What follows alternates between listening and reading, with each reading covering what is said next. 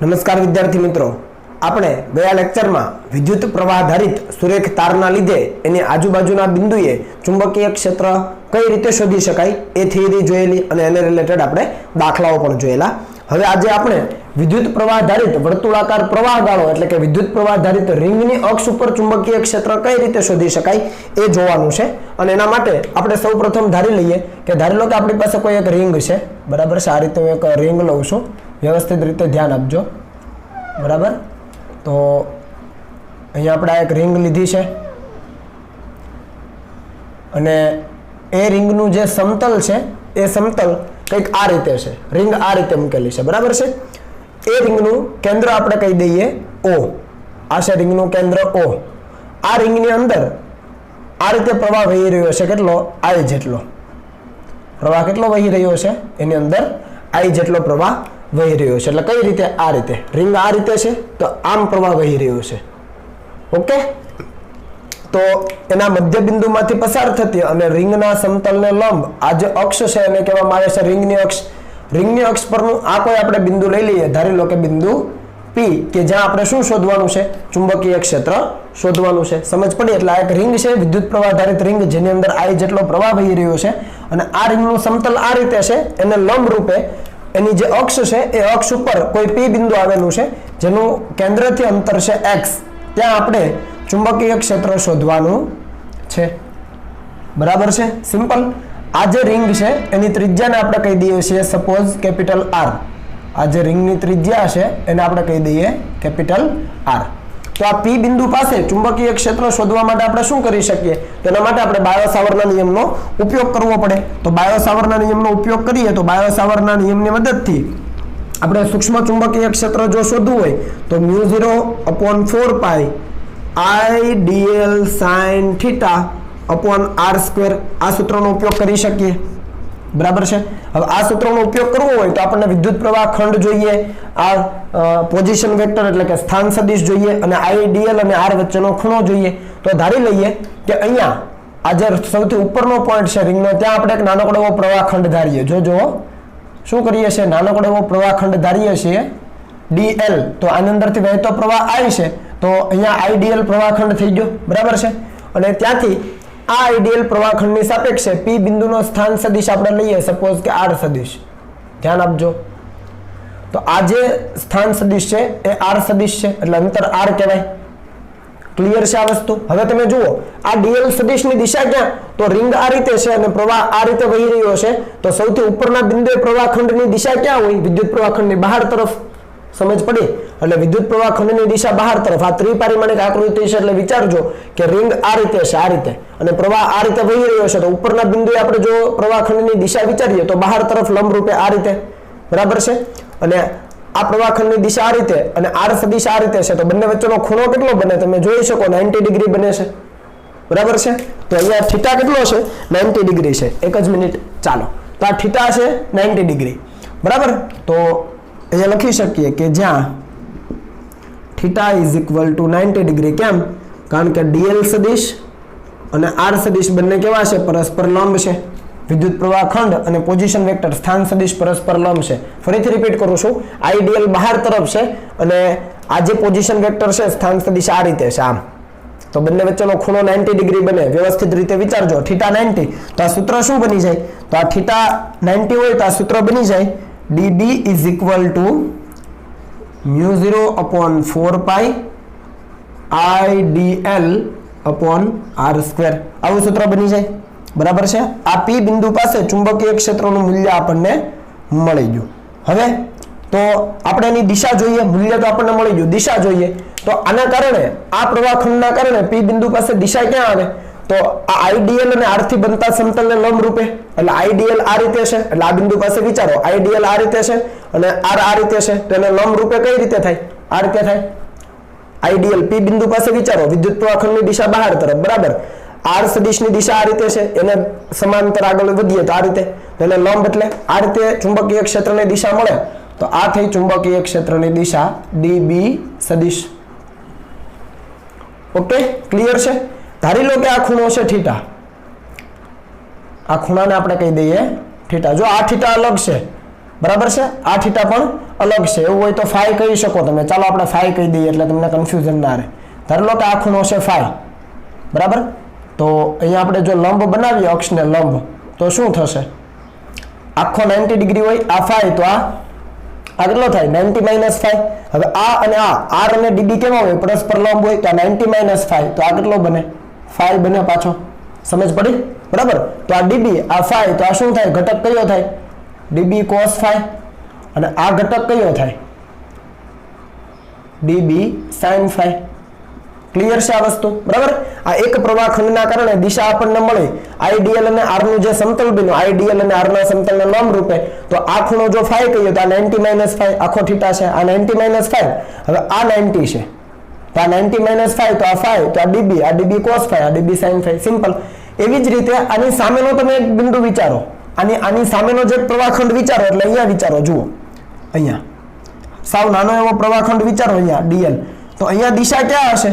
તો વિચારો, રિંગ આ રીતે હતી, પ્રવાહ આ રીતે વહેતો હતો, તો નીચેના બિંદુ અંદર તરફ હોય, અંદર તરફ દિશા હોય આઈડીએલ ની, બરાબર. અને ત્યાંથી આર સદિશ તમે વિચારો, તો ફરીથી આ આર સદિશ જ થવાનો, આની સાપેક્ષે આ જે પી બિંદુ છે એનો સ્થાન સદિશ વિચારો, તો એ પણ આર જ થવાનો, આ પણ આર જ છે. સમજ પડી? તો આઈડીએલ આ રીતે છે, એટલે પી બિંદુ પાસે આઈડીએલ આ રીતે, એટલે અંદર તરફ, અને આર આ રીતે છે, તો એને લંબ રૂપે તમે વિચારો તો ક્યાં આવે? આ તરફ આવે. જમણા હાથના નિયમનો ઉપયોગ કરો તો આ નીચેનો જે પ્રવાહખંડ છે એના કારણે દિશા ક્યાં આવવાની? ડીબી ની. તો એ આ રીતે આવશે. તો આ થઈ ગયું ડીબી સદિશ. આ નીચેની દિશા કોના કારણે છે? નીચેના પ્રવાહખંડને કારણે. તો ફરીથી આ ફાઈ જ હોય, એ ફાઈ હોય, તો અહીંયા લંબ રૂપે જો તમે વિચારો, અહીંયા પી બિંદુને હું અહીંયા લખી દઉં છું. સપોઝ કે ધારી લો કે આ પી બિંદુ છે, બરાબર. તો અહીંયા તમે નીચે વિચારો, તો હવે નીચે કયો ઘટક બને? તો તમને ખ્યાલ આવે કે આ જે ડીબી કોસ ફાઈ હતો, હવે આ ફાઈ છે, આ 90 માઇનસ 5, તો આ કેટલો થાય? પાછો 5 જ થાય, કારણ કે આર અને ડીબી પરસ્પર લંબ હોય, તો આ 5 હોય, તો આ કેટલો થાય? DB cos 5. અને આ બાજુ કયો થાય? DB sine 5. તમે જોઈ શકો કે સામસામેના પ્રવાહખંડ લઈએ છીએ, એટલે કે વ્યાસાંત બિંદુના પ્રવાહખંડ હોય, તો એના કારણે તમને આ જે ડીબી છે એના ઘટકો મળે છે. અક્ષને લંબ રૂપે ઘટકો કેવા થાય છે? સમાન મૂલ્યના, પરસ્પર વિરુદ્ધ દિશામાંના. એક ઘટકના કારણે ઉપર તરફ છે ડીબી કોસ થીટા, બીજાના કારણે નીચે તરફ છે. એક પ્રવાહખંડના કારણે અહીંયા ચુંબકીય ક્ષેત્રનો ઘટક ડીબી કોસ થીટા, બીજા પ્રવાહખંડના કારણે અહીંયા ડીબી કોસ 5 અને અહીંયા પણ કોસ 5, તો બંને કેન્સલ થઈ જાય, સમાન મૂલ્યના પરસ્પર વિરુદ્ધ દિશામાંના. એટલે અક્ષને લંબ રૂપે જે ઘટકો છે કેન્સલ થાય, વધે કયા? માત્ર બધાના ડીબી સાઇન 5 ઘટકો વધે.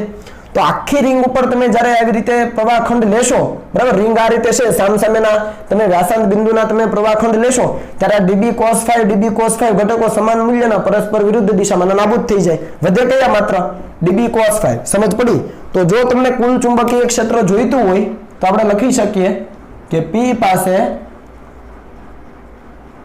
કુલ ચુંબકીય ક્ષેત્ર એટલે શું થશે? તો કે આ બધા જે ડીબી કોસ 5 છે એનું સંકલન, ડીબી સાઇન 5 નું સંકલન. સમજ પડી? કારણ કે ડીબી કોસ 5 ઘટકો કેન્સલ થઈ ગયા છે, માત્ર ડીબી સાઇન 5 ઘટકો જ બચેલા છે. અહીંયા તમારે લખવું હોય તો તમે લખી શકો કે ભાઈ રિંગના વ્યાસાંત બિંદુના વિદ્યુત પ્રવાહ ખંડના કારણે અથવા ખંડના લીધે રિંગની અક્ષને લંબ ઘટકો કયા? ડીબી કોસ 5 નાબૂદ થશે. કેમ નાબૂદ થશે? કારણ કે સમાન મૂલ્યના પરસ્પર વિરુદ્ધ દિશામાંના છે, બરાબર. રિંગના વ્યાસાંત બિંદુના જો વિદ્યુત પ્રવાહ ખંડ હોય તો એના લીધે રિંગની અક્ષને જે લંબ ઘટકો છે, આ અક્ષ છે, તો એને લંબ ઘટકો ડીબી કોસ 5 નાબૂદ થાય, વધે કયા? DB sine 5. કુલ જોઈતું હોય તો એનું સંકલન કરવું પડે. આ ડીબી ની કિંમત આપણી પાસે છે, જુઓ ડીબી ની કિંમત અહીંયા છે, મૂલ્ય આપણી પાસે છે. આપણે શું કરવાનું છે? તો કે આ ડીબી સાઇન 5 મેળવવાનો છે. તો અહીંયા સાઇન 5 મેળવી લઈએ. તો અહીંયા સાઇન 5 શું થશે? વિચારો. સાઇન 5 ઇઝ ઇક્વલ ટુ સામેની બાજુના છેદમાં કર્ણ, એટલે કેપિટલ આર ના છેદમાં સ્મોલ આર, એટલે આ આપણને બીજું મળી ગયું છે. આને આપણે કહીએ સમીકરણ નંબર 2, આને કહીએ આપણે સમીકરણ નંબર 3, અને આને કહીએ આપણે સમીકરણ નંબર 1. તો 1 અને 3 નો ઉપયોગ 2 માં થાય, તો 1 2 3 પરથી શું લખાય? તો b is equal two integration db sin phi ની અંદર કિંમત મૂકો તો b is equal two integration db એટલે μ0 upon 4 pi I dl upon r square into sin phi એટલે r ના છેદમાં સ્મોલ r. અહીંયાથી જે અચળ છે બહાર કાઢી લો. μ0 upon 4 pi અચળ છે, યસ. પ્રવાહ અચળ છે, રેડી. r પણ અચળ છે તો અહીંયા થાય I r, રિંગની ત્રિજ્યા છે કેપિટલ R, ભૂલાઈ ન જાય, છેદમાં r ક્યુબ. ઇન્ટિગ્રેશનમાં ખાલી dl વધે. તો આવા તમે નાના નાના dl ખંડને લેતા જાઓ તો આખી રિંગની લંબાઈ મળે. આખી રિંગની લંબાઈ કેટલી હોય? એના પરિઘ જેટલી. તો આને લખાય μ0 upon 4 pi I r છેદમાં r ક્યુબ અને આ મળે 2 pi r. રિંગનો પરિઘ કેટલો થાય?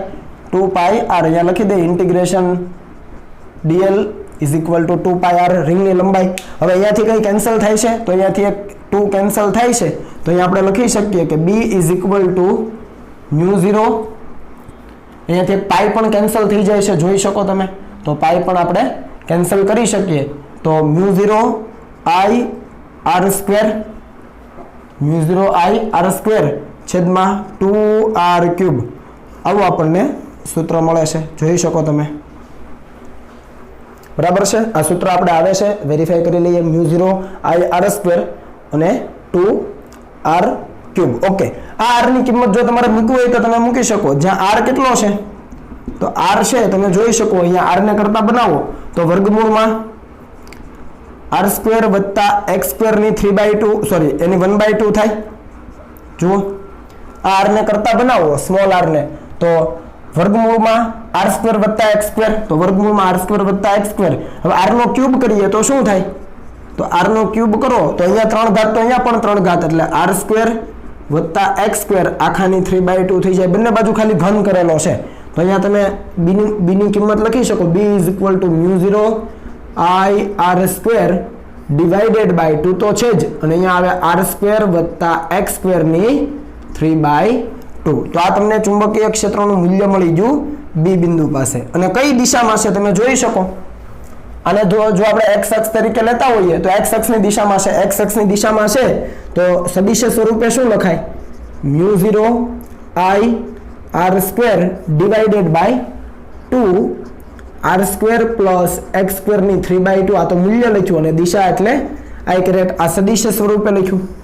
આ સૂત્ર તમારે ખાસ યાદ રાખવાનું છે, બરાબર છે. મોસ્ટ ઇમ્પોર્ટન્ટ, ખૂબ અગત્યનું છે આ સૂત્ર. μ0 I r square upon 2 r square plus x square ની 3/2. I એટલે રિંગમાં વહેતો પ્રવાહ, r એટલે રિંગની ત્રિજ્યા, x એટલે રિંગના કેન્દ્રથી આપેલા બિંદુનું અંતર. ભૂલાઈ ન જાય, બરાબર. ચાલો આટલું કોપી કરો પછી આપણે આમાં આગળ વધીએ.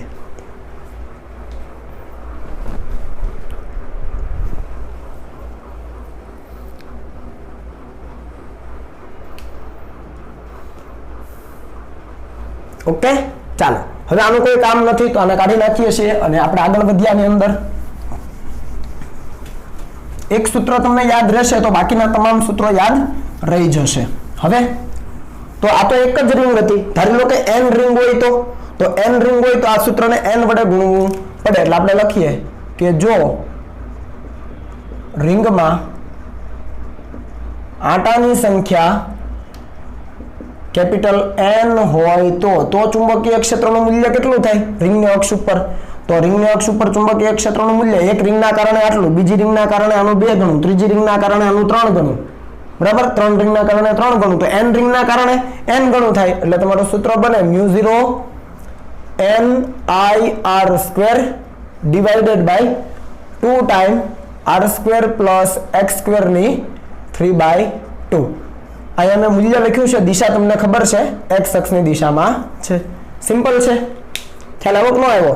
એક રિંગના કારણે આટલું પણ n રિંગ હોય તો n ગણું થઈ જાય. તો આ ખાસ તમારે ભૂલવાનું નથી. જ્યાં n છે રિંગમાં આંટાની સંખ્યા છે. હજુ આગળ જઈએ કે જો રિંગની અક્ષ ઉપર આપણે લઈએ એટલે કે x બરાબર 0 આપણે અહીંયા ટૂંકમાં લખીએ રિંગના કેન્દ્ર પર x બરાબર કેટલું થઈ જાય? 0 થઈ જાય. કેમ કે આ રિંગ હતી એની અક્ષ ઉપર આપણે x અંતર લીધું તો કેન્દ્ર ઉપર આવીએ તો x કેટલું થઈ જાય? 0 થઈ જાય. તો x 0 મૂકી દો આની અંદર તો તો તમને ચુંબકીય ક્ષેત્ર કેટલું મળે? B is equal to μ0 NIR² divided by x0 એટલે 2 અને r² ની 3/2 એટલે r³ થઈ જાય. μ0 NIR² as it is 2 as it is અહીંયા 0 તો r² ની 3/2 2 કેન્સલ r³ તો આ જવાબ તમારો થઈ જાય μ0 NI છેદમાં 2r કારણ કે અહીંયા r² અને અહીંયા r² જાય તો μ0 NI upon 2r તમને સૂત્ર મળી જાય. અહીંયા તમે અંશ અને છેદમાં પાઈ r² વડે ગુણો નવું કંઈક કરીએ તો શું થાય? તો b is equal to μ0 NI છેદમાં 2r ગુણ્યા પાઈ r² છેદમાં પાઈ r² ઉપર નીચે ગુણ્યું. જુઓ અંશ અને છેદમાં પાઈ r² વડે ગુણતા આ પાઈ r² શું છે?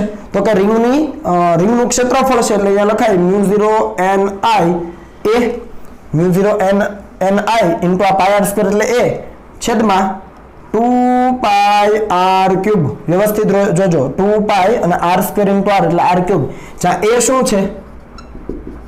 a is equal to pi r² રિંગનું ક્ષેત્રફળ છે. ઓકે અને આ જે i ઇન્ટુ a તમે જોઈ રહ્યા છો આ i ઇન્ટુ a શું છે? તો કે એને કહેવાય ચુંબકીય ડાયપોલ મોમેન્ટ તથા i ઇન્ટુ a સદિશ તરીકે હોય તો ચુંબકીય ડાયપોલ મોમેન્ટને આપણે m તરીકે લખીએ. ઘણી વખત એને સ્મોલ m તરીકે પણ લખવામાં આવે છે. તો આ છે ચુંબકીય ડાયપોલ મોમેન્ટ. આ પણ તમારે યાદ રાખવાનું છે, આગળ જતાનો ઉલ્લેખ આવશે. બરાબર છે?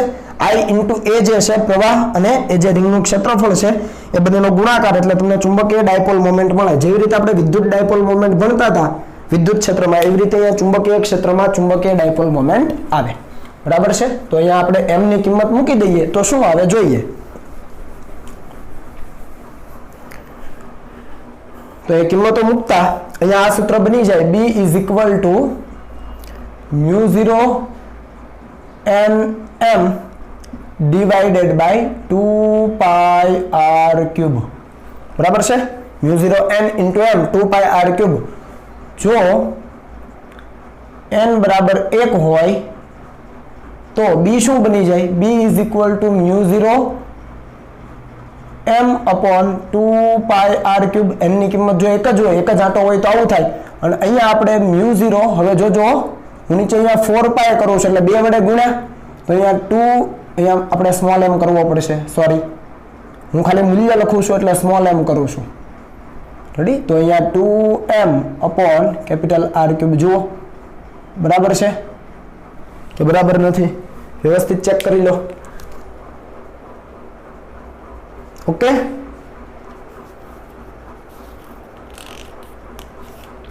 તો આ રિંગના કેન્દ્ર પર આવું થઈ ગયું. ખ્યાલ આવે છે ને? રિંગના કેન્દ્ર પર સૂત્ર આ રીતે મળે. હવે આગળ વધીએ. જો આ સૂત્રની અંદર વિચારો આ સૂત્રની અંદર કે x is very very greater than r હોય તો x is very very greater than r હોય તો r ને અવગણી શકાય. તો b શું લખાય? તો b લખાય μ0 IR² ડિવાઇડેડ બાય 2 અને અહીંયા શું થશે? તો r ને અવગણો કેમ કે r ખૂબ નાનો છે તો x² ની 3/2 એટલે x³ તો અહીંયા થશે 2x³. સમજ પડી? ઉપરનું પદ એઝ ઇટ ઇઝ અને અહીંયા 2x³ અથવા તમે જો n સાથે રાખવું હોય n આટા માટે તો પણ કંઈ વાંધો નથી. આપણે n આટા માટે આ લખ્યું છે તો ચાલો આપણે n આટા સાથે જ લખીએ. તો અહીંયા લખાય NIR² ઉપરનું પદ તો એઝ ઇટ ઇઝ જ આવશે. નીચે r ને અવગણો કેમ કે r ખૂબ નાનો છે તો x ની 3 2x³ થઈ જાય. બરાબર છે? અહીંયા પણ તમે i ને લાવી શકો તો અહીંયા ઉપર નીચે પાઈ વડે ગુણો. જુઓ i અને પાઈ વડે ગુણો ખાલી તો નીચે 2 પાઈ x³ થાય. μ0 NI તો હતું જ પાઈ વડે ગુણો પાઈ વડે ભાગો આ પાઈ r² એટલે a થાય. તો b is equal to μ0 NIA divided by 2 pi x³ is equal to μ0 upon અહીંયા 4 pi કરું તો શું આવે n ટાઈમ 2m છેદમાં x³ જુઓ μ0 upon 4 pi એટલે 2 વડે ગુણ્યું નીચે તો ઉપર પણ 2 વડે ગુણ્યું n i into a એટલે m અને છેદમાં x ક્યુબ તો છે જ, તો આ તમને મળી ગયું x = r હોય ત્યારે. હજુ આગળ વધીએ તો આ સૂત્રની અંદર જુઓ, ધારી લો કે રિંગના અક્ષ ઉપર અંતર x બરાબર ત્રિજ્યા જેટલું જ છે, રિંગની ત્રિજ્યા જેટલું, x બરાબર r જેટલું જ હોય તો શું થાય?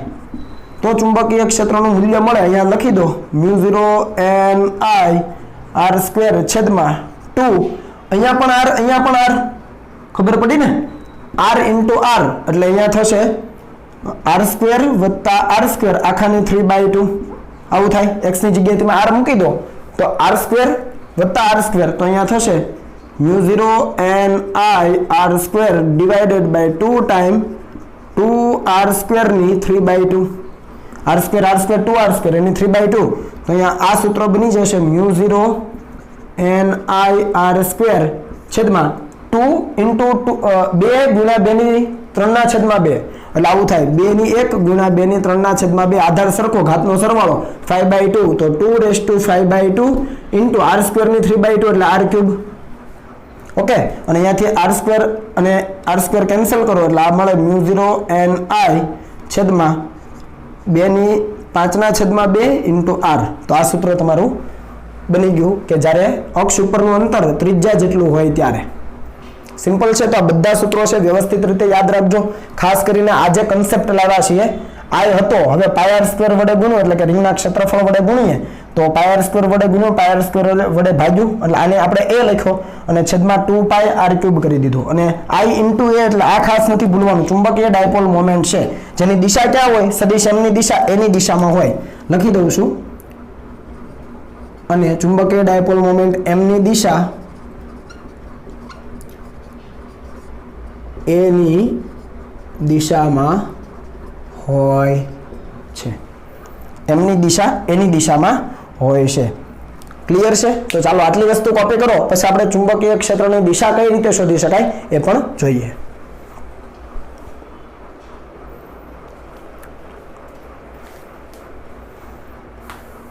ચાલો ઓકે, આગળ વધીએ. ચુંબકીય ક્ષેત્રની દિશા શોધીએ. જુઓ, આ વિદ્યુત પ્રવાહ આધારિત જે રિંગ હતી એના કારણે ચુંબકીય ક્ષેત્રની દિશા કઈ રીતે શોધી શકાય? તો એ ટાઇટલ અહીંયા સાથે જ ભેગું જ છે. વિદ્યુત પ્રવાહ આધારિત રિંગના કારણે ચુંબકીય ક્ષેત્રની દિશા. ચાલો, એ દિશા શોધવા માટે પહેલો નિયમ છે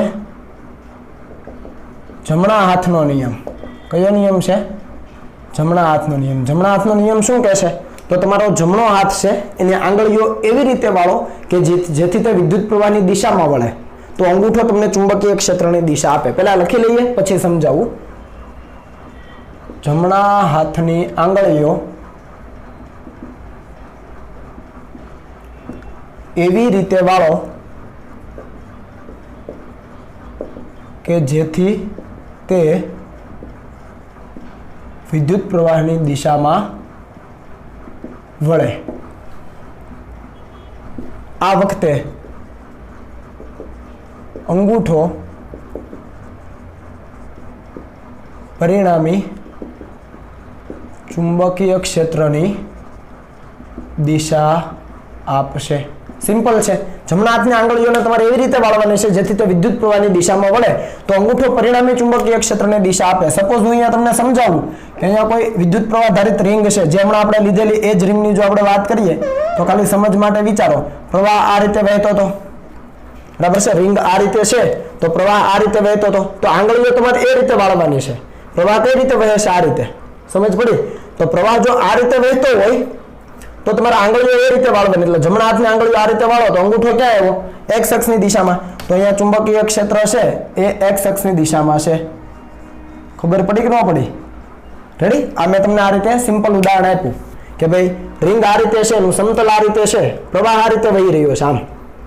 તો તમે આંગળીઓ આ રીતે વાળો, આંગળીઓ આ રીતે વાળો શું થાય? ચુંબકીય ક્ષેત્રની દિશા આ બાજુ મળે. સમજ પડી ને? અને અહીંયાનો કોઈ બિંદુ હોય તો અહીંયા કઈ બાજુ મળે? તો તમારે આંગળીઓ આ રીતે જ વાળવાની છે, આંગળીઓ પ્રવાહની દિશામાં જ વાળવાની છે, વિદ્યુત પ્રવાહની દિશામાં જ આંગળીઓ વાળો. અંગૂઠો જે દિશા આપે ચુંબકીય ક્ષેત્રની દિશા, એટલે ચુંબકીય ક્ષેત્રની દિશા આમ જ હોય, બરાબર છે. ધારી લો કે તમારી રિંગ કંઈક આ રીતે છે અને પ્રવાહ આમ વહી રહ્યો છે, બરાબર છે. એટલે પ્રવાહ આ રીતે વહી રહ્યો છે, રિંગ આમ છે અને પ્રવાહ આમ વહી રહ્યો છે.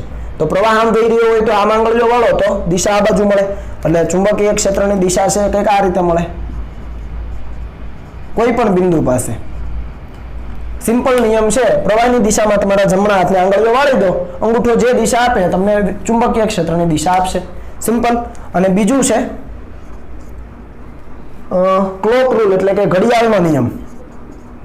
એ તમારા માટે છે, બરાબર છે. હું અહીંયા લખું છું ક્લોક રૂલ. તો આમાં તમારે શું કરવાનું છે? તો આમાં તમારે રિંગને જોવાની છે.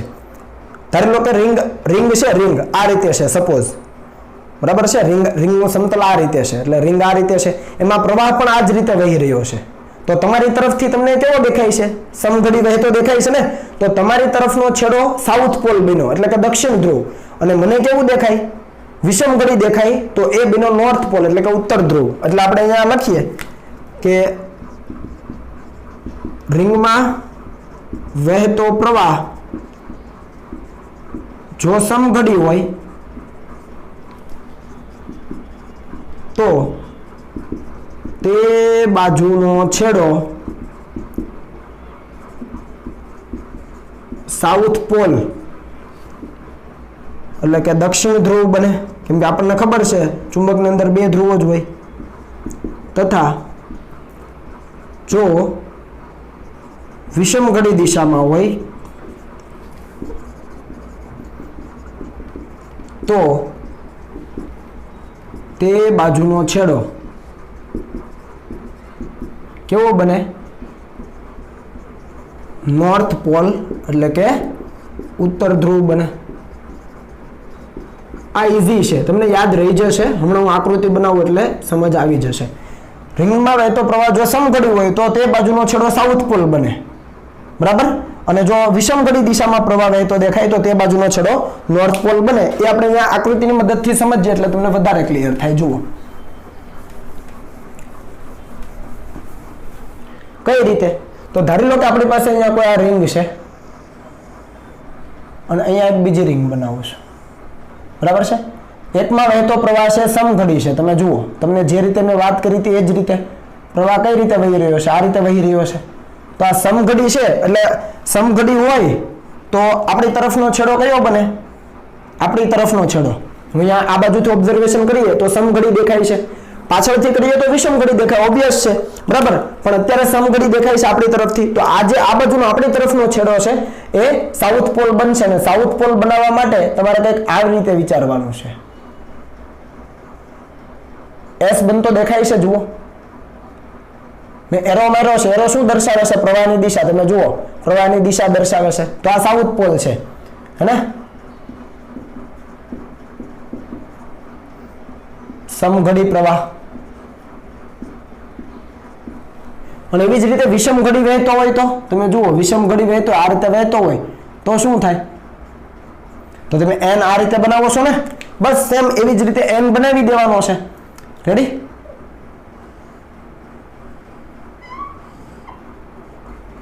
દેખાય છે n જેવું કંઈક દેખાય છે તમને?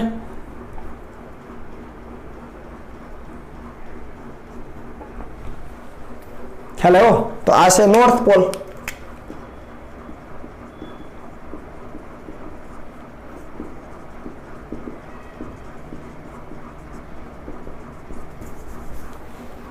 ખ્યાલ આવ્યો? n થોડો વ્યવસ્થિત બનાવો તો ખ્યાલ આવી જશે તમને, બરાબર.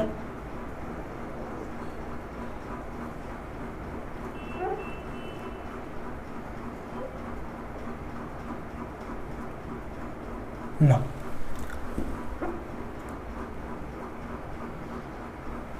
ક્લિયર છે? એટલે તમે તમારી સામેથી જુઓ છો તો સમઘડીમાં વહેતો હોય તો એ સાઉથ પોલ હોય, અને જો વિષમઘડીમાં વહેતો હોય તો એ નોર્થ પોલ હોય, તમારી તરફનો છેડો. આ સાઉથ પોલ છે તો પાછળનો કયો હશે? નોર્થ. અહીંયા નોર્થ છે તો પાછળનો કયો હશે? સાઉથ હશે. समझ आवे छे? चालो तमने जे बुक ની અંદર आकृति આપી છે એ તમારે સાથે સાથે અહીંયા ડ્રો કરી દઉં છું કે ભાઈ અહીંયા આપણી પાસે કોઈ રિંગ છે આ રીતે, સપોઝ અહીંયા વિદ્યુત પ્રવાહ આધારિત રિંગ છે, બરાબર છે?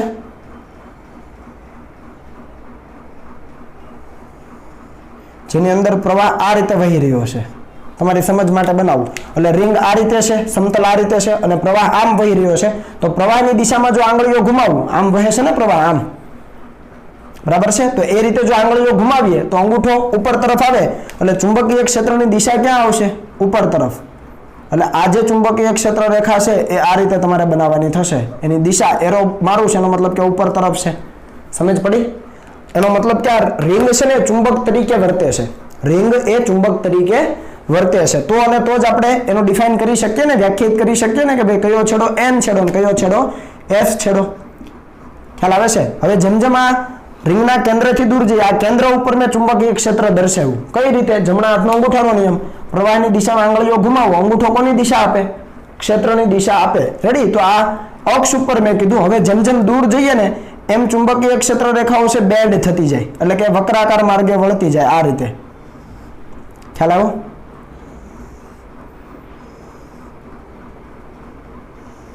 અને તમે અહીં છેડા પાસે આવો ને તો છેડા પાસે ઓલમોસ્ટ વર્તુળાકાર થઈ જાય. કેવી થઈ જાય? એ વર્તુળાકાર થઈ જાય અહીંયા.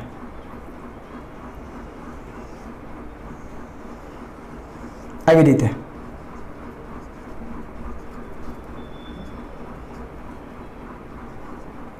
તો આ છે ચુંબકીય ક્ષેત્ર રેખાનું નિરૂપણ રિંગના કારણે, બરાબર છે? આમાં કોઈ ભૂલ થતી નથી. ઓકે, તો આ રીતે છે એ ચુંબકીય ક્ષેત્ર રેખાઓ તમારે બનાવવાની થાય. અહીંયાથી આ રીતે આવે તો આમ જાય. તો આ છે રિંગના કારણે ચુંબકીય ક્ષેત્ર રેખાઓ. હવે અહીંયા તમને મેં કીધું હોય કે N છેડો કયો ને S છેડો કયો, તો ખ્યાલ આવે? તમે જુઓ ઉપરથી, તમે જુઓ તો કેવું દેખાય છે તમને? ઉપરથી આ પ્રવાહ આમ વહી રહ્યો છે, આમ આમ.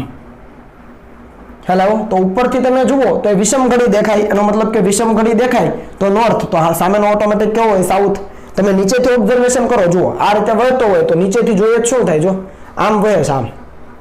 તો હું આ કરી દઉં, જો સમઘડી થઈ ગયો એટલે નીચેનો છેડો સાઉથ, સમઘડી હોય તો સાઉથ, વિષમ ઘડી હોય તો નોર્થ. તો આ નોર્થ બને, આ સાઉથ બને. બધી જ વસ્તુ ક્લિયર છે, બરાબર? અને સાથે એક આપણે ચુંબકીય ક્ષેત્ર રેખાનો આલેખ પણ, ચુંબકીય ક્ષેત્રનો આલેખ પણ બનાવી દઈએ. તો ચુંબકીય ક્ષેત્રનો અંતર સાથેનો આલેખ છે આ રિંગ માટે. આ છે ચુંબકીય ક્ષેત્ર B સદિશ, અથવા ખાલી હું B લખું, ચાલો ને. અને આ છે અંતર. તો ચુંબકીય ક્ષેત્ર છે એ આપણે જે સૂત્રો તારવ્યા એ મુજબ જો તમે વેરીફાઈ કરશો તો તમને ખ્યાલ પડશે કે કેન્દ્ર પાસે મહત્તમ હોય અને પછી એ ઘટતું જાય. કેન્દ્ર પાસે કેવું હોય? એ મહત્તમ હોય અને બીજી બંને બાજુ છે સિમેટ્રિક હોય. થોડુંક સિમેટ્રિક બનાવવું, બરાબર? આમાં હું ભૂલ નથી કરતો. તો આ રીતે તમારે ચુંબકીય ક્ષેત્ર રેખા દર્શાવવાની થાય.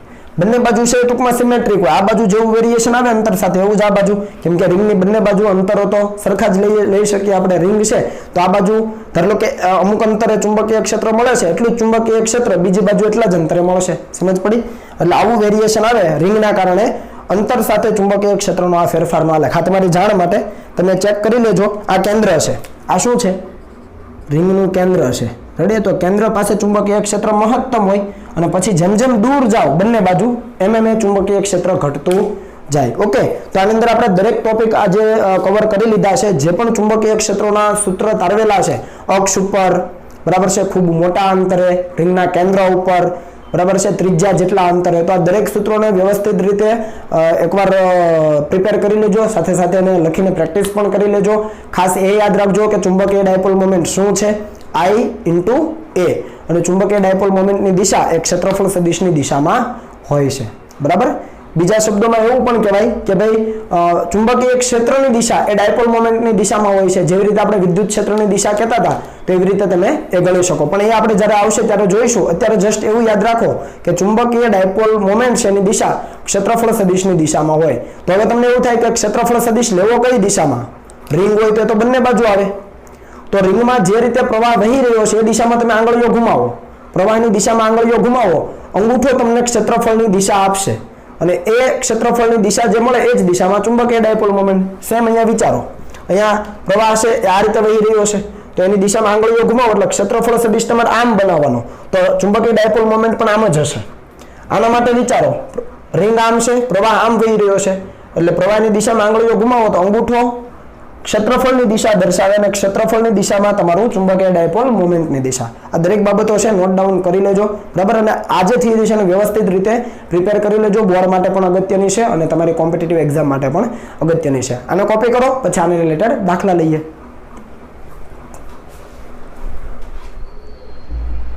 ચાલો દાખલો જોઈએ. તો ઉદાહરણનો દાખલા નંબર 4.6.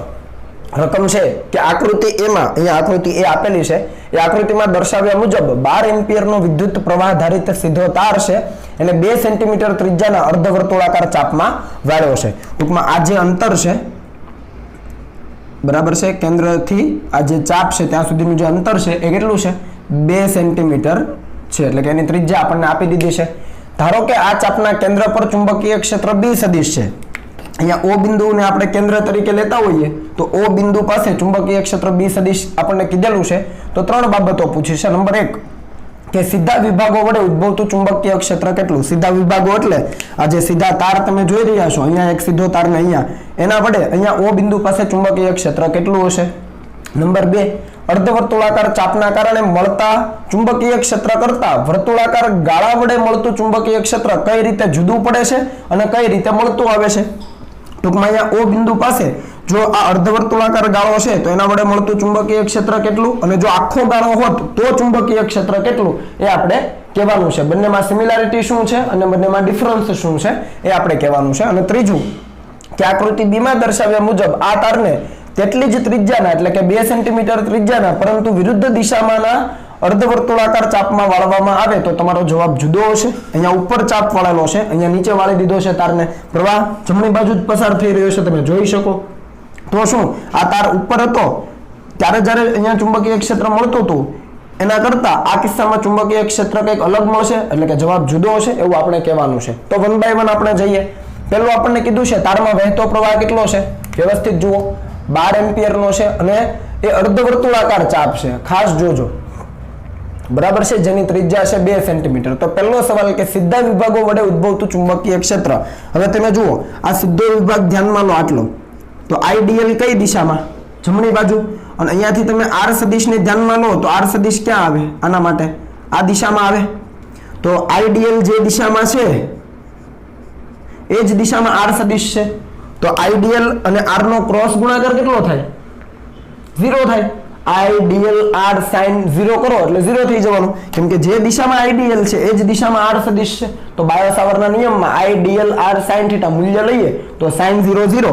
તો આ સીધા વિભાગ વડે O પાસે ચુંબકીય ક્ષેત્ર 0, કેમ કે થીટા 0 થઈ ગયો. આના માટે વિચારો, આઈડીએલ કઈ બાજુ? જમણી બાજુ. એના માટે આ O બિંદુ છે એટલે કે કેન્દ્રનો સ્થાન સદિશ ડાબી બાજુ. વ્યવસ્થિત જોજો, આઈડીએલ કઈ બાજુ? જમણી બાજુ અને સ્થાન સદિશ ડાબી બાજુ. બંને વચ્ચેનો ખૂણો કેટલો થઈ ગયો? 180 અને sin 180 0 થાય. એટલે ફરીથી આ જે બીજો સીધો વિભાગ છે એના વડે પણ ચુંબકીય ક્ષેત્ર અહીંયા 0. તો એ બાબત મેં લખી છે. સીધા વિભાગો માટે ડીએલ અને આર સદિશ વચ્ચેનો ખૂણો ક્યાં તો 0 છે ક્યાં તો 180. ડાબી બાજુના છેડા માટે 0, જમણી બાજુનો જે સીધો તાર છે એના માટે 180. તો બાયો-સાવર્ટના નિયમમાં તમે કિંમત મૂકો, sin 0 અથવા sin 180 0 થવાનું. તો કેન્દ્ર પાસે ચુંબકીય ક્ષેત્ર 0 થશે. એટલે આ પહેલો જવાબ થઈ ગયો. સીધા વિભાગો વડે કેન્દ્ર પાસે ચુંબકીય ક્ષેત્ર 0 થાય. હવે બીજું શું કીધું છે કે અર્ધવર્તુળાકાર ચાપના કારણે મળતા ચુંબકીય ક્ષેત્ર કરતા વર્તુળાકાર ગાળા એટલે કે વર્તુળાકાર રિંગ વડે મળતું જે ચુંબકીય ક્ષેત્ર છે કઈ રીતે જુદું પડે ને કઈ રીતે મળતું આવે?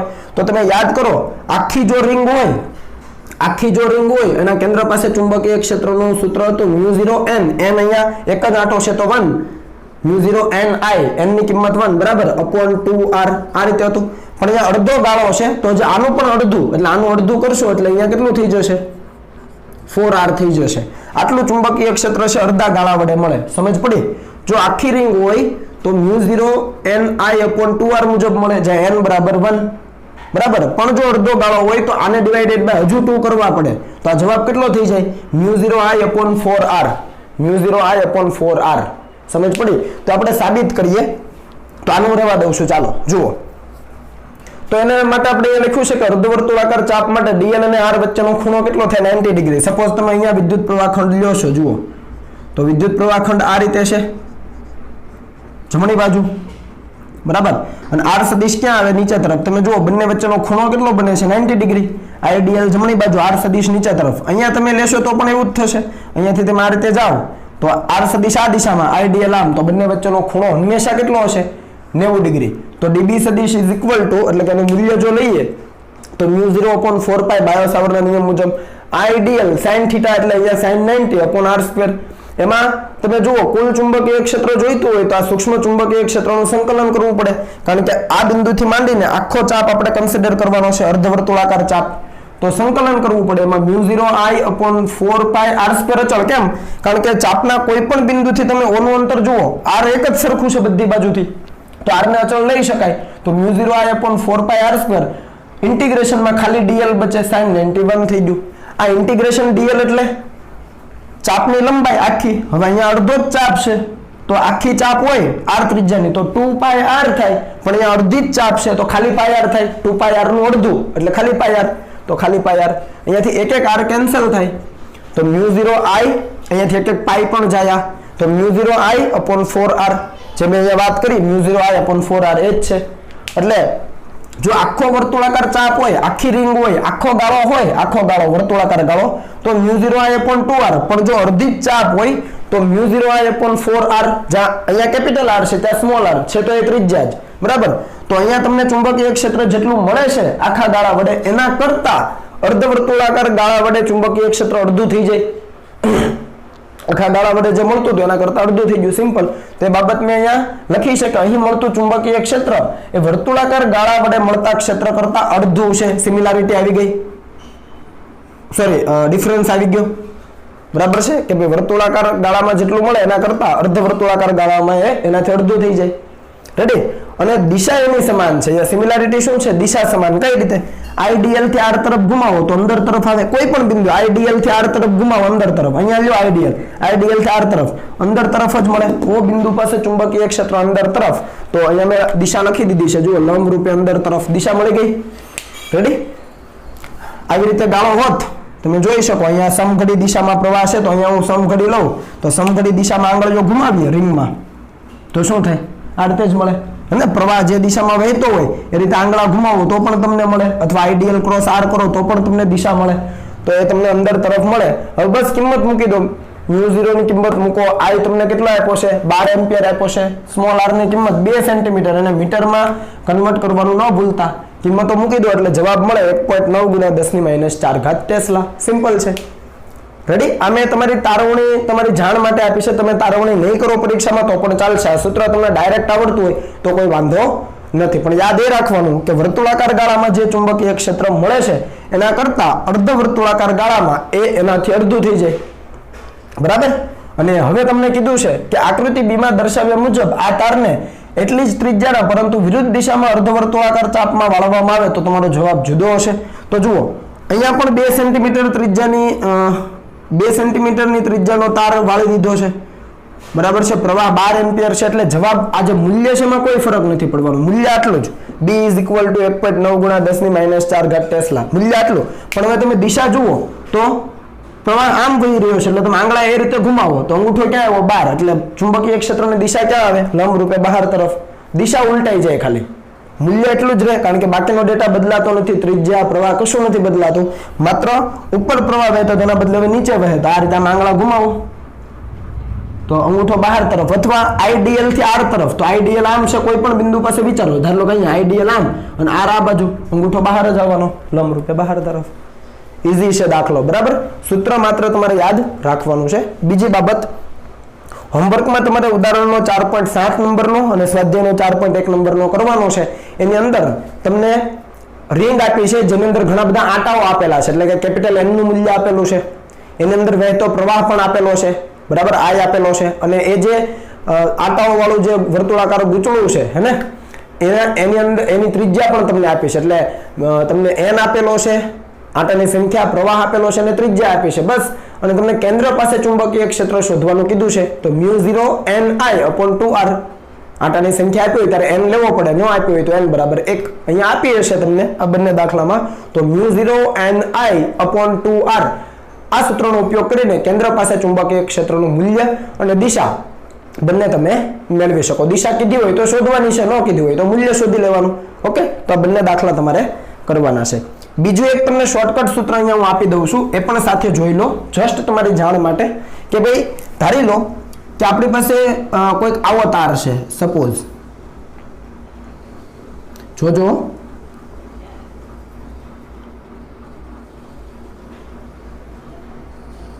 ચાલો આવો કોઈક તાર છે અને એની અંદર વહેતો પ્રવાહ I જેટલો છે.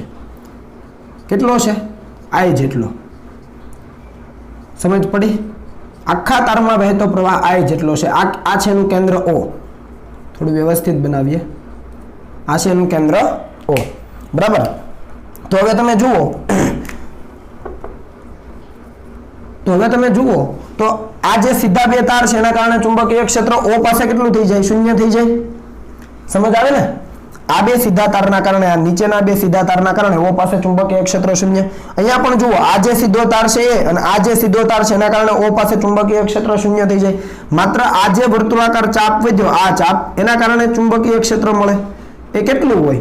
તો આપણે કેન્દ્ર પાસે ગણવું છે, તો કેન્દ્ર પાસેનું સૂત્ર લખીએ, μ0NI/2R. ધારી લો કે આ જે ત્રિજ્યા છે એ કેટલી છે? R છે. ધારી લઈએ કે આ જે ત્રિજ્યા છે કેટલી છે? R છે. અને ધારો કે આ ખૂણો જે બને છે તાર વડે કેન્દ્ર પાસે, એને આપણે કહીએ થીટા. સમજ પડી? તો આ ચાપની લંબાઈ કેટલી થાય એ આપણે શોધવું પડે. કેમ? કારણ કે આપણને n ખબર નથી. આખો જો વર્તુળાકાર ગાળો હોત તો n ની કિંમત 1 થાત, પણ અહીંયા છે આપણને n ની કિંમત એક્ઝેક્ટ ખબર નથી. સમજ પડી? આ બે સીધા તારના કારણે O પાસે ચુંબકીય ક્ષેત્ર શૂન્ય. આ બે સીધા તારના કારણે પણ O પાસે ચુંબકીય ક્ષેત્ર શૂન્ય, કારણ કે IDL અને R એક જ દિશામાં, અથવા એટલે કે ખૂણો ક્યાં તો 0 ક્યાં તો 180. માત્ર જે ચાપ નાનકડો વધે છે એના કારણે ચુંબકીય ક્ષેત્ર મળશે કેન્દ્ર પાસે. તો કેન્દ્ર પાસેના ચુંબકીય ક્ષેત્રનું સૂત્ર લખ્યું, એમાં μ0I/2R બધું અચળ. n ની કિંમત આપણને ખબર નથી, તો આપણે શું કરી શકીએ? તો અહીંયા ચાપની લંબાઈ કેટલી છે જુઓ તો, ખૂણો બરાબર ચાપ ભાગ્યા ત્રિજ્યા કરો તો ખૂણો બરાબર અહીંયા ચાપ ભાગ્યા ત્રિજ્યા, એટલે અહીંયા ચાપ ભાગ્યા ત્રિજ્યા. તો ચાપ જોઈએ છે તો ખૂણો ગુણ્યા ત્રિજ્યા, તો ચાપ બરાબર r થીટા થઈ જાય. ચાપની લંબાઈ કેટલી મળી ગઈ? r theta. જોઈ લો, ખૂણો બરાબર ચાપ ભાગ્યા ત્રિજ્યા. તો ચાપ જોઈએ છે તો ત્રિજ્યા ગુણ્યા ખૂણો કરી દીધો આપણે. ત્રિજ્યા r છે, ખૂણો થીટા, તો ચાપની લંબાઈ મળી ગઈ. અહીંયા ચાપની લંબાઈ મળી ગઈ r થીટા. બરાબર છે. તો આપણને ખબર પડે કે ભાઈ જો 2πr હોય, ચાપની લંબાઈ 2πr, આખો વર્તુળાકાર ગાળો હોય સપોઝ, તો આખી ચાપ કહેવાય, પૂર્ણ ચાપ કહેવાય ને. ધારો કે આ ત્રિજ્યા r હોય તો આખું 2πr હોય તો એક આંટો કહેવાય. તો આપણી પાસે તો ખાલી r થીટા જ છે લંબાઈ, તો કેટલા આંટા? સમજ પડી કે ન પડી? ત્રિરાશીમાં આપણને n ની કિંમત જોઈએ છે, તો આપણે કીધું કે ભાઈ જો આખો એક પૂર્ણ આંટો હોય તો 2πr લંબાઈ કહેવાય. આખો એક પૂર્ણ આંટો હોય તો 2πr લંબાઈ. 2πr લંબાઈમાં એક આંટો, એક જ આંટો થયો આ 2πr માં. તો આપણી પાસે તો ખાલી r થીટા જેટલી જ લંબાઈ છે, તો કેટલા આંટા કહેવાય? તો અહીંયા એક કિંમત મૂકી દઈએ તો જુઓ, μ0I as it is છેદમાં 2r ગુણ્યા અહીંયા n ની કિંમત શું આવશે? r થીટાના છેદમાં 2πr. r થીટાના છેદમાં 2πr. સમજ પડી? μ0I as it is 2r as it is, n ની કિંમત r થીટા બંનેનો ગુણાકાર છેદમાં 2πr. કેન્સલ થાય કરી દો. શું કેન્સલ થાય છે? તો અહીંયાથી તમને r કેન્સલ થશે. જુઓ, એક એક r કેન્સલ થઈ ગયો. તો આ ફાઇનલી તમને આ જવાબ શું મળી જશે? એ જવાબ હું અહીંયા લખું છું. B is equal to શું આવે છે? જુઓ, μ0I theta upon 2 to the 4πr. તો આ સૂત્ર પણ તમે ડાયરેક્ટ વાપરી શકો.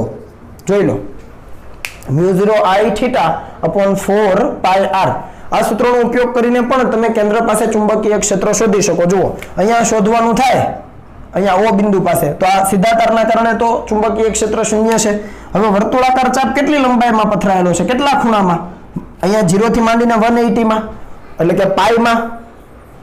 પાઈ જેટલો ખૂણો કવર કરે છે, તો અહીંયા પાઈ મૂકી દો, પાઈ કેન્સલ થાય, તો μ0I/4r આવે છે. જુઓ, સમજ પડી? 0 થી માંડીને પાઈ જેટલો એરિયો કવર કરે છે, ખૂણો એ કવર કરે છે, તો તમે અહીંયા મૂકી દો, થીટા બરાબર પાઈ. અહીંયા પાઈ ને આ પાઈ કેન્સલ, μ0I/4r આવી ગયું. એટલે આ સૂત્રની અંદર તમારે સીધો થીટા મૂકીને પણ તમે કરી શકો. તમારા સંકલનની કોઈ મગજમારી કરવાની રહે નહીં, ખાલી થીટા શોધી લેવાનો, એના આધારે તમને મળી જાય.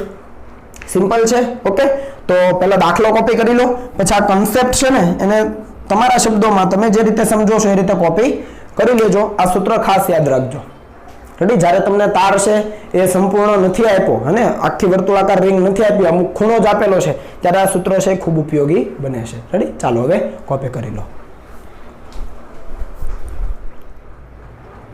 ત્યાર પછી આગળ વધીએ તો દાખલો છે કે બે સમઅક્ષીય લૂપને આકૃતિ મુજબ મૂકેલ છે. તમે જુઓ અહીંયા બે લૂપ મૂકી છે, ટૂંકમાં રિંગ મૂકેલી છે. રિંગના સમતલ આ રીતે છે, બરાબર? સામ સામે આવે એ રીતે, અને સમઅક્ષીય બંનેની અક્ષ કેવી છે? એક સમાન છે. એ રીતે મૂકેલ છે લૂપ 1 અને લૂપ 2. લૂપ 1 ની ત્રિજ્યા આપી છે r1 બરાબર 3 સેન્ટીમીટર અને લૂપ 2 ની ત્રિજ્યા આપી છે r2 બરાબર 4 સેન્ટીમીટર, બરાબર? અને લૂપ 1 ની અંદર 1 એમ્પિયરનો પ્રવાહ વહી રહ્યો છે, જેને આપણે i1 કહીએ. કઈ રીતે વહી રહ્યો છે? તો લૂપ આમ છે અને પ્રવાહ આ રીતે વહી રહ્યો છે. ક્લિયર છે? ઓકે. હવે લૂપ 2 માં પ્રવાહનું મૂલ્ય અને દિશા શોધો કે જેથી O બિંદુ પાસે પરિણામી ચુંબકીય ક્ષેત્ર શૂન્ય થાય. અહીંયા O બિંદુ તમને આપેલું છે પહેલી લૂપ થી 4 સેન્ટીમીટર અંતરે, બીજી લૂપ થી 3 સેન્ટીમીટર અંતરે. તો O બિંદુ પાસે પરિણામી ચુંબકીય ક્ષેત્ર શૂન્ય ક્યારે થાય? જ્યારે આ બંને લૂપ વડે ઉદ્ભવતા ચુંબકીય ક્ષેત્રના મૂલ્ય સમાન હોય, દિશા પરસ્પર વિરુદ્ધ હોય ત્યારે. બંને જે લૂપ છે એના વડે O બિંદુ પાસે ઉદ્ભવતા ચુંબકીય ક્ષેત્રના મૂલ્ય સમાન હોય અને દિશા પરસ્પર વિરુદ્ધ હોય ત્યારે છે O પાસે પરિણામી ચુંબકીય ક્ષેત્ર શૂન્ય થાય. આ વસ્તુ ક્લિયર છે બધાને? ઓકે. તો હવે લૂપ આ પહેલી લૂપની અંદર પ્રવાહ આ રીતે વહી રહ્યો છે, મતલબ લૂપ આમ છે, પ્રવાહ આ રીતે વહી રહ્યો છે, એટલે આંગળા આ રીતે ઘુમાવાના પ્રવાહની દિશામાં. નિયમ કીધો છે ને કે આ જે લૂપ છે એની અંદર પ્રવાહ આમ વહી રહ્યો છે, તો આંગળા આ રીતે ઘુમાવો એટલે O પાસે ચુંબકીય ક્ષેત્ર જમણી તરફ મળે અને દિશા જમણી તરફ મળે. તો પછી બીજી લૂપના કારણે O પાસે ચુંબકીય ક્ષેત્ર ક્યાં હોવું જોઈએ? ડાબી તરફ. અને એના માટે પ્રવાહ કઈ રીતે વહેવો જોઈએ? તો અંગૂઠો તમે ડાબી તરફ કરી દો, તમને ખબર પડે આંગળા કઈ બાજુ આવે છે, આ રીતે આવે છે, એટલે એની અંદર આમ પ્રવાહ વહેવો જોઈએ. સમજાય છે આ બાબત? ફરીથી રિપીટ કરું છું. આ જે પહેલી લૂપ છે એમાં પ્રવાહ આ રીતે વહે છે, તો એમાં આંગળા ઘુમાવો એટલે ચુંબકીય ક્ષેત્ર O પાસે જમણી તરફ પહેલી લૂપના કારણે, તો બીજી લૂપના કારણે ડાબી તરફ હોવું જોઈએ. એટલે ડાબી તરફ લેવા માટે શું કરવું પડે? આ રીતે પ્રવાહ વહેવો જોઈએ. એટલે કે આમ લૂપ હોય તો પ્રવાહ આ રીતે વહેવો જોઈએ. સમજ આવે? એટલે પહેલી લૂપ કરતા બીજી લૂપમાં પ્રવાહની દિશા ટૂંકમાં ઉલટી હોવી જોઈએ. તો અહીંયા આપણે લખીએ કે O પાસે પરિણામી ચુંબકીય ક્ષેત્ર શૂન્ય થવા માટે લૂપ 2 માં પ્રવાહની દિશા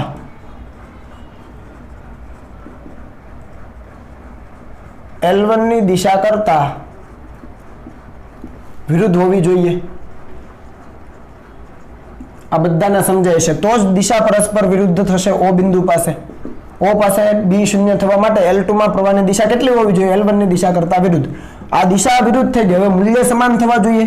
તો પહેલાના કારણે ચુંબકીય ક્ષેત્ર B1 કહીએ, બીજાના કારણે આપણે B2 કહીએ. તમે જુઓ બંને લૂપ માટે આ O બિંદુ એની અક્ષ પરનું બિંદુ કહેવાય અને અક્ષ પરના બિંદુએ ચુંબકીય ક્ષેત્રનું મૂલ્ય આપણને ખબર છે μ0 ni, સૂત્ર યાદ છે ને?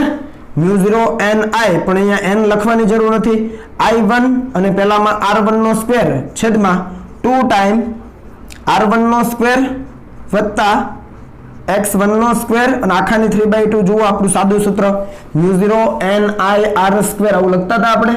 એમાં પહેલા માટે I1 r1 લખું છું, અહીંયા r1 આવે r સ્ક્વેર વત્તા x સ્ક્વેર, તો r1 નો સ્ક્વેર વત્તા x1 નો સ્ક્વેર એની 3/2 ઇઝ ઇક્વલ ટુ બીજા માટે μ0 n તો 1 છે, બરાબર? I2 બીજાની ત્રિજ્યા આપણે r2 કહીએ તો r2 નો square divided by 2 time r2 નો સ્ક્વેર વત્તા x2 નો સ્ક્વેર આખાની 3/2. આ બધાને ક્લિયર છે?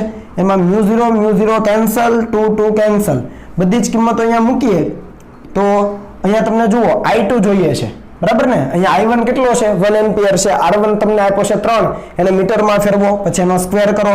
R1 ફરીથી 3 સેન્ટીમીટર, એને મીટરમાં ફેરવો. x1 એટલે પહેલી જે લૂપ છે ત્યાંથી અંતર કેટલું? 4. તો અહીંયા આ 4 સેન્ટીમીટરને મીટરમાં ફેરવાનું, એનો વર્ગ કરવાનો, બરાબર? બધી કિંમતો વ્યવસ્થિત મૂકજો, આખાની 3/2. અહીંયા I2 આપણે શોધવાનો છે. લૂપ 2 માં પ્રવાહનું મૂલ્ય, દિશા કહી દીધી, મૂલ્ય શોધવાનું, I2 શોધવાનું. R2 4 મૂકી દો, R2 4, x2 એટલે બીજી લૂપથી અંતર 3, એને મીટરમાં કન્વર્ટ કરો, મૂકો અને જવાબ લાવો તો તમને I2 મળી જશે. હું ડાયરેક્ટ લખું છું, એ I2 નો જવાબ તમને મળશે 1 સેકન્ડ 0.56 એમ્પિયર. આટલો જવાબ તમને મળી જશે. બધું મીટરમાં કન્વર્ટ કરજો પણ આપણું સાદું સૂત્ર μ0 n અહીંયા 1 છે બંનેમાં એક આંટાની સંખ્યા એક છે તો μ0 n I r² છેદમાં 2 ટાઈમ r² વત્તા x² આખાની 3/2 જ્યાં x છે એ કેન્દ્રથી અક્ષ પરનું અંતર છે પહેલી લૂપથી અંતર છે 4 તો અહીંયા 4 આવશે બીજી લૂપથી અંતર છે 3 તો અહીંયા x2 3 આવશે કિંમત મૂકશો એટલે 0.56 એમ્પિયર તમને મળી જશે ઓકે ચાલો બીજો દાખલો જુઓ એક લાંબા તારને આકૃતિ મુજબ વાળેલો છે બરાબર હવે જો તારમાં વહેતો પ્રવાહ I હોય તમે જોઈ શકો આ તારની અંદર વહેતો પ્રવાહ છે એ I હોય તો O પાસે B નું મૂલ્ય અને દિશા શોધો અહીંયા O બિંદુ છે એ આ જે વર્તુળ છે એનું કેન્દ્ર છે ત્યાં આપણને મૂલ્ય અને દિશા જોઈએ છે તારના બિંદુઓ છે એ P પાસે અડકતા નથી આ કન્ટિન્યુ આ રીતે તમે જોઈ શકો છો પણ અહીંયા આ જે તારના ભાગ છે આ જે સીધો તાર છે અથવા વર્તુળાકાર તાર છે એનો કોઈ પણ ભાગ અહીંયા P બિંદુ પાસે અડકતો નથી એવું આપણને ધારવાનું કીધું છે તો અહીંયા O બિંદુ પાસે આપણને ચુંબકીય ક્ષેત્રનું મૂલ્ય જોઈએ છે તો બે વસ્તુના કારણે મળે આ જે સીધો તાર છે અને આપણને કીધો છે કે લાંબો તાર છે એટલે અનંત લંબાઈનો ગણી શકીએ તો આ સીધા તારના કારણે O બિંદુ પાસે ચુંબકીય ક્ષેત્રનું મૂલ્ય લઈએ અને આ જે વર્તુળાકાર લૂપ છે એના કારણે પણ ચુંબકીય ક્ષેત્રનું મૂલ્ય લઈએ અને દિશા આપણે જોઈશું જો એક જ દિશા હશે તો સીધો સરવાળો અને પરસ્પર વિરુદ્ધ દિશા હશે તો બાદબાકી લેવાની થશે બરાબર તો આપણે તારના કારણે વિચારીએ તો તારના કારણે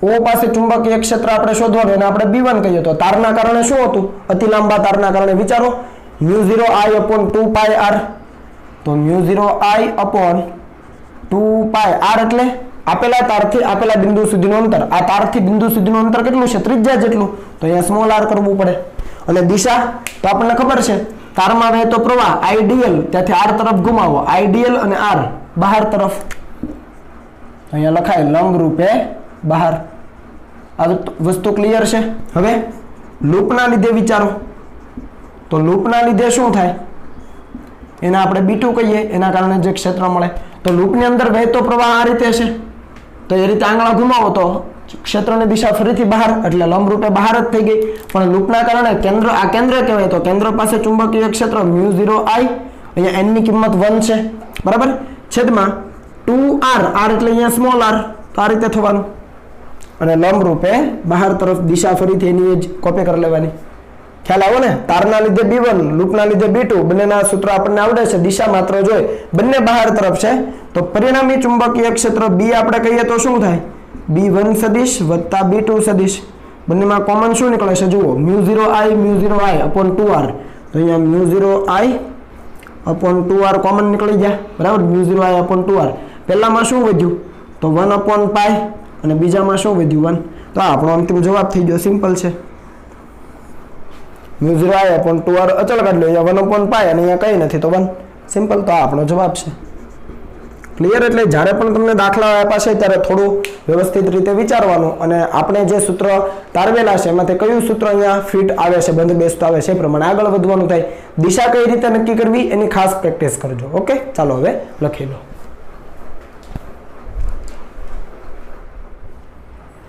ચાલો ત્યાર પછીનો પ્રેક્ટિસ દાખલો જોઈએ તો અહીંયા ઓલરેડી આપણને એક આકૃતિ આપેલી છે અને કીધું છે કે O પાસે ચુંબકીય ક્ષેત્ર શોધો રકમ ઘણી લાંબી હતી મેં શોર્ટમાં લખી છે અહીંયા તમે જોઈ શકો આખું એક તમને તંત્ર આપેલું છે તાર છે P Q R S અને T બરાબર આવો એક તાર છે આ શેપમાં મૂકેલો છે તમે જોઈ શકો અને તમને O પાસે ચુંબકીય ક્ષેત્ર શોધવાનું કીધેલું છે તો અહીંયા જે તાર જુઓ છો આ QR એક ચાપ જુઓ છો એના વડે કેન્દ્ર પાસે બનતો ખૂણો તમને આપી દીધો છે આલ્ફા અને એ જે ચાપ છે ત્યાંથી કેન્દ્ર સુધીનું અંતર છે R2 એટલે કે એ ચાપના કારણે ખરેખર જે વર્તુળ બનતું છે એની ત્રિજ્યા R2 છે અને બાકીનું જે વર્તુળ બચે છે PTS એની ત્રિજ્યા તમને R1 આપેલી છે તો અહીંયા ટૂંકમાં બે વર્તુળ છે બરાબર અને O પાસે જો ચુંબકીય ક્ષેત્ર શોધવું હોય તો તારના દરેક ભાગ વડે તમારે ચુંબકીય ક્ષેત્ર શોધવું પડે અને એનો સદિશ સરવાળો કરવો પડે બરાબર તો સૌપ્રથમ આપણે વિચારીએ તો આ PQ તાર અને SR તાર એના માટે તમે જુઓ O બિંદુ છે એ તાર ઉપર જ આવે એટલે પરિણામી ચુંબકીય ક્ષેત્ર શૂન્ય થઈ જાય કેમ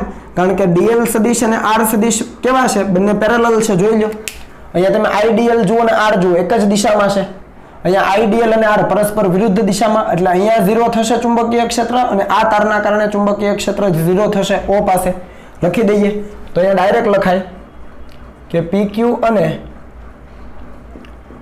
SR તારના લીધે બી પાસે ચુંબકીય ક્ષેત્ર કેવું થાય? 0 થાય. સોરી, ઓ પાસે આ બી ઓ એટલે ઓ બિંદુ પાસે ચુંબકીય ક્ષેત્ર કેટલું થાય? 0 થાય. કેમ? કારણ કે ડીએલ સદિશ અને આર સદિશ છે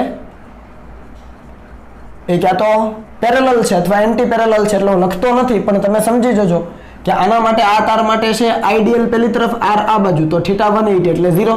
એસઆર તાર માટે આઈડીએલ અને આર એક જ દિશામાં એટલે ફરીથી θ 0. તો અહીંયા 180 ને અહીંયા θ 0 એટલે ચુંબકીય ક્ષેત્ર 0. હવે કોના માટે વિચારવાનું છે? તો તમે ક્યુઆર ચાપ માટે વિચારો. ક્યુઆર ચાપ માટે. હવે ક્યુઆર ચાપ કેટલો ખૂણો બનાવે છે? અહીંયા આલ્ફા. તો હવે એક દાખલો કરાવો. ધારો લો કે એના વડે ચુંબકીય ક્ષેત્ર B1 સદિશ છે અથવા B1 છે, મૂલ્ય લખીએ તો આપણે લખતા હતા μ0 I θ એટલે અહીંયા આલ્ફા છેદમાં 4 પાઈ r એટલે અહીંયા r2.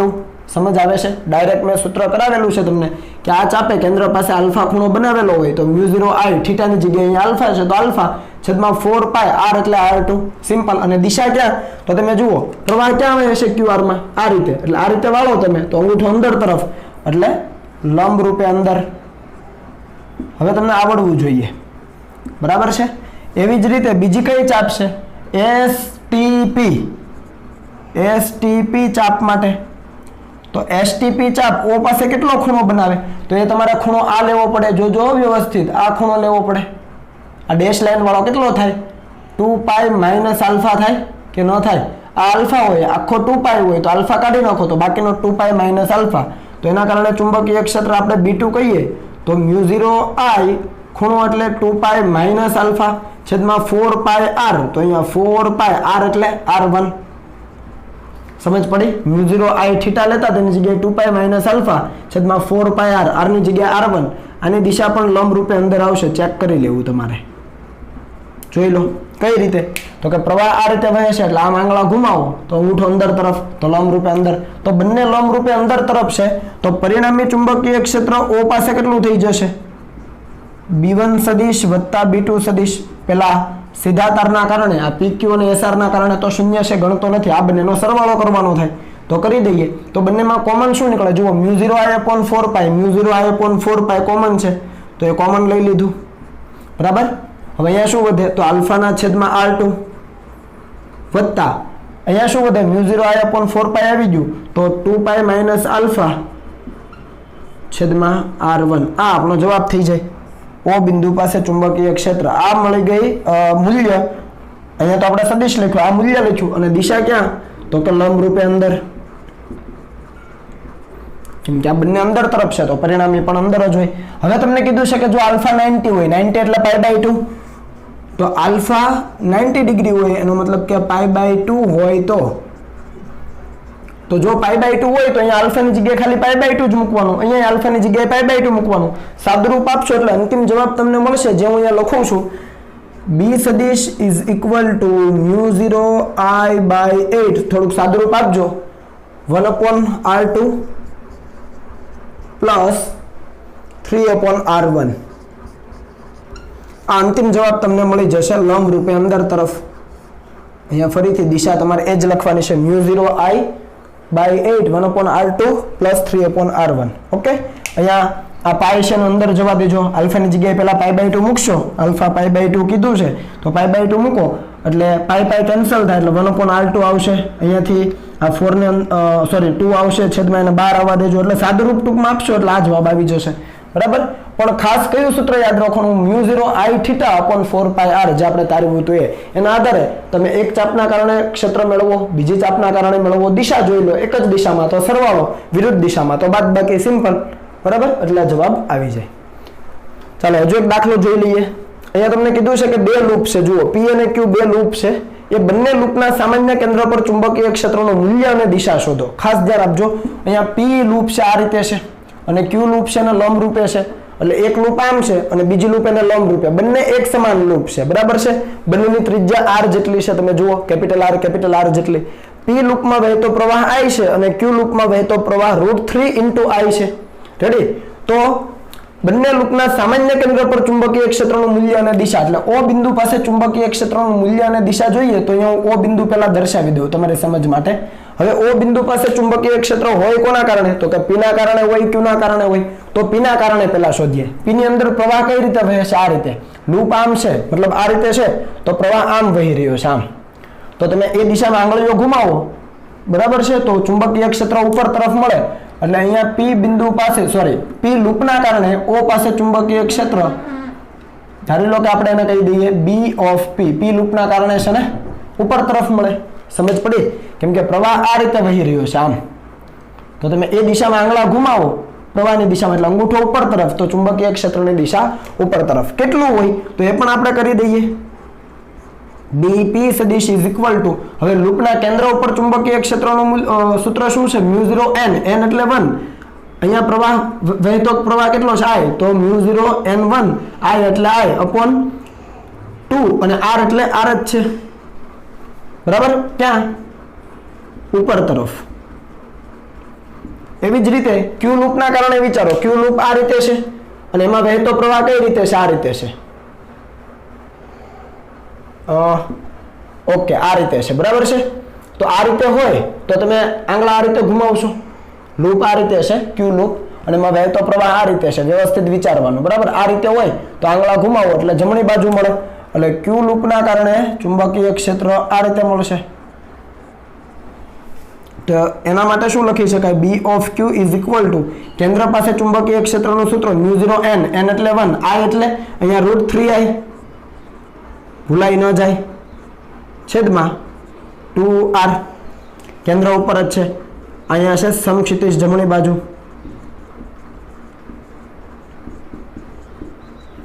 ખબર પડી? P ના કારણે ઉપર તરફ, Q ના કારણે જમણી બાજુ. તમારે દિશા છે જમણા હાથના આંગળીઓનો જે નિયમ છે, પ્રવાહની દિશામાં આંગળીઓ, અંગૂઠો ક્ષેત્રની દિશા આપે એ રીતે શોધવાનું થાય. તો P અને Q પાસે, P અને Q ના લીધે ચુંબકીય ક્ષેત્ર મળી ગયું O બિંદુ પાસે. O શું છે? રિંગ, બંને રિંગનું સામાન્ય કેન્દ્ર છે, બરાબર? તો મૂલ્ય અને દિશા આપણને જોઈતી હતી. તો મૂલ્ય શોધવા શું કરવું પડે? જુઓ, બંને પરસ્પર લંબ છે તો આ પરિણામી મળે. તમે સબાચો પૂરો કરો અહીંયા, હવે તમને આવડે છે, બરાબર? હવે તમે આ સબાચો પૂરો કરો તો તમને આ પરિણામી, સોરી, તમને આ પરિણામી ચુંબકીય ક્ષેત્ર મળે. આ મળી ગયું તમને પરિણામી ચુંબકીય ક્ષેત્ર. તો પરિણામી ચુંબકીય ક્ષેત્ર B સદિશનું મૂલ્ય શું થાય, અથવા ખાલી B શું થાય? તો વર્ગમૂળમાં B1 નો વર્ગ વત્તા વર્ગમૂળમાં B2 નો વર્ગ, ઘટકોના વર્ગોના સરવાળાનો વર્ગમૂળ. આ બંનેનો, આનો વર્ગ વત્તા આનો વર્ગ અને એનો વર્ગમૂળ. ક્લિયર છે? અહીંયા B1 ની કિંમત મૂકો સ્ક્વેર એટલે BP આવશે, સોરી, અને અહીંયા BQ આવશે. તો P ના કારણે ચુંબકીય ક્ષેત્ર છે, Q ના કારણે ચુંબકીય ક્ષેત્ર છે, બંનેના વર્ગ કરો, સરવાળો કરીને વર્ગમૂળ કાઢો. હું અંતિમ જવાબ અહીંયા લખું છું. એ અંતિમ જવાબ તમને મળશે μ0I upon 2R, sorry, μ0I upon R મળશે. ઓકે, તો μ0I upon R મળી ગયું. આ મળી ગયું મૂલ્ય. તમને દિશા કીધી છે, ધારી લો કે એ સમક્ષિતિજ દિશા સાથે પરિણામી ચુંબકીય ક્ષેત્ર છે, થીટા ખૂણો બનાવે તો તમને tan થીટા મળે.